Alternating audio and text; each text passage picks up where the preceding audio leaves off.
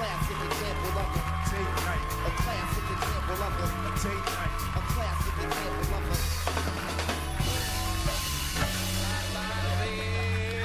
Hey, pals! How's it going? Thanks for coming back. My pleasure. They all love you. You were our first booking ever in our show. I came on here. It was maybe it was booked first. I was the second show. You were our first booking because we figured if the first show is really bad, we can't book anyone. So you were like, I'll do either one, buddy. You want me to do the first, second, whatever makes you happy. And there was a sign on the monitor. It said show number 00002. I was like, wow, they got a lot of shows to do. Yeah. We're gonna rack them up. Yeah. I came out here and I was like, this is cool. And you can tell it's a new show because when you brought Bon Jovi out, I wasn't used to being here, and they were like Bon Jovi, and I was like, looking the wrong way. I didn't know where people came out from. No, he's coming that way. I was like, oh, Bon Jovi.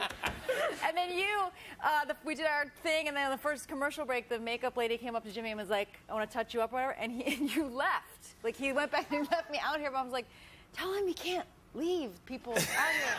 You're just out here by yourself. Break. I was just out here during the commercial break, like, I was like loudly mouth breathing. About that. How's everyone? How's the family? How's mom and dad? Good, thank you. How's your mom and dad? Yeah, they're great. They're two insane people.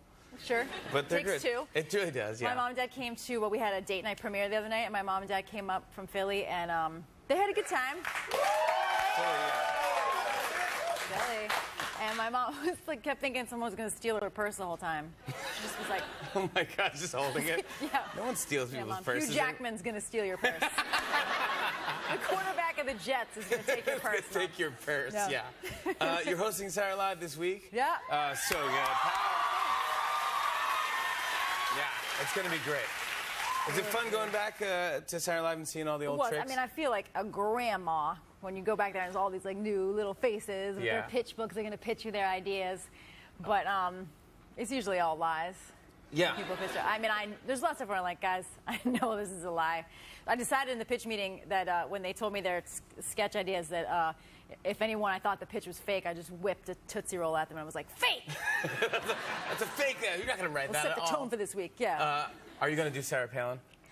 I'm going to try. I think so.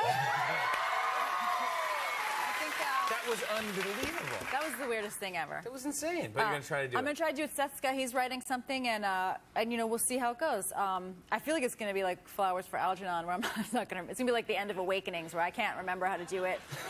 People are going to be like, the medicine, you've got to give her the medicine. So that she can... Oh my God. The end of Awakenings. But I want to do it to get this sweet black leather jacket that Sarah Palin's been rocking these days. She's been rocking some biker jacket. Like biker hot. It's very cool, actually, yeah. I want to get that. Speaking of little wardrobe thing, you had a little a thing on the red carpet of... Oh, yes, sir. Yeah, you emailed me after was it the Emmys? It was the Golden Globes. I'm proud to say that I was the worst dressed person at the Golden Globes for 2010. There you go. We have the dress here. I like this dress. Yeah. Obviously, I liked it. I wore it. The fabric may have looked a little crazy on camera. You look beautiful. Well, thank you.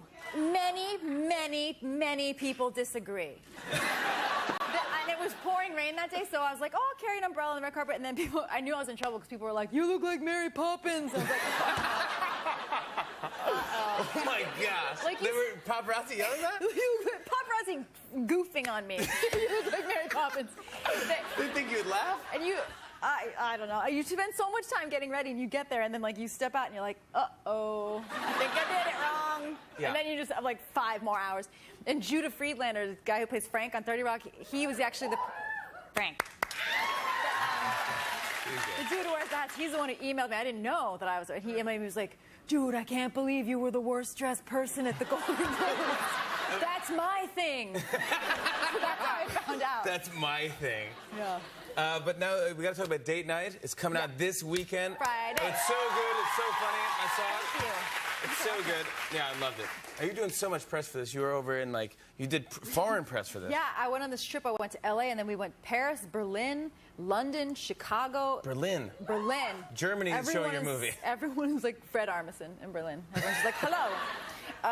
And we went on 2 morning shows. One was a talk show in France, and one was a morning show in Berlin that was called like Frühstück Fernseher, which is literally like television breakfast. And this guy, this dude's name was Jan Han, was the host. Jan Han? Jan Han. That's an awesome name. Look, I'm sure you could Google him.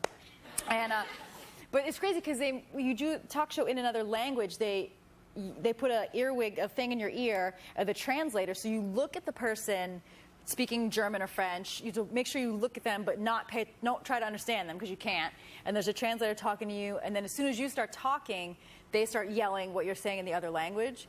And so it's just really disorienting, and you feel like you're talking, but I found myself kind of almost talking, like instead of saying, like, we had a lot of fun on the set, you're just like, we had a lot of fun on the set. Like, did I just talk, or did I... Like, you just, like, I can't, because I can't hear myself. Like, I'm kind of talking, like, half German. Like, what's going on? That's so fun. Oh, my God. But you and Steve Carell work really well together in the movie. You. Like, you guys, I mean, it's so funny. It's unbelievable. And you could tell you had good chemistry. Did you work together at Second City or no? We didn't. He was at Second City. There's this comedy theater, improv theater in Chicago called the Second City. I'm just going to keep naming cities because it seems to go well. Oh, yeah. Denver! No, no Denver? Okay, no Denver. There you go. And he was at Second City. I was a student there, and he was on the main stage, like in the real company, and the students could get to go and watch for free and sit on this one little bench and watch. And the company at the time, among other people, it was like him, Stephen Colbert, and Amy Sedaris were all on stage. It was rock star times. That's all stars, yeah. That's good. And you got to perform with him there, or just? No, he watched? left, and then eventually I got to perform. I just like to tell that story because it just reminds people that I'm a lot younger than him.